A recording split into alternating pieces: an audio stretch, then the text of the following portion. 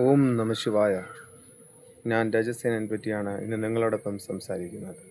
ഏകം സത് വിപ്ര ബഹുധാ വദന്തി.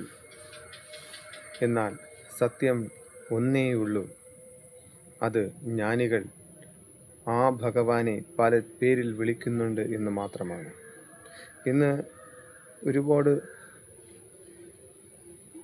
ജ്ഞാനികൾ ഭഗവാനെ പല പല നാമങ്ങളിൽ, പല പല ഭാവങ്ങളിൽ ആ ഈശ്വരനെ ആരാധിക്കുന്നുണ്ട്.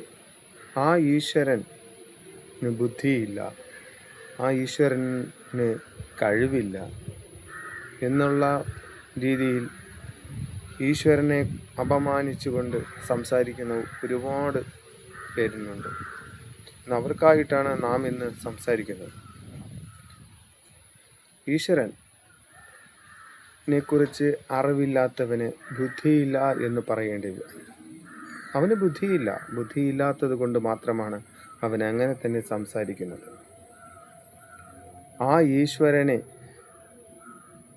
അറിയുവാൻ അവന് ആകുന്നില്ല. അതാണ് മടയന്മാർ ഉള്ളിടത്തോളം കാലം ബുദ്ധിമാന്മാർ ജീവിച്ചു കൊണ്ടേയിരിക്കും.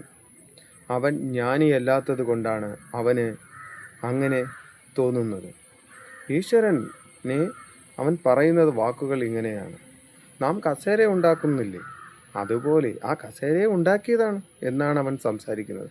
അതുപോലെ ആ ഈശ്വരനെയും മനുഷ്യൻ ഉണ്ടാക്കിയതാണെന്നാണ് ആ വിവരമില്ലായ്മയോടുകൂടി അവൻ സംസാരിക്കുന്നത്.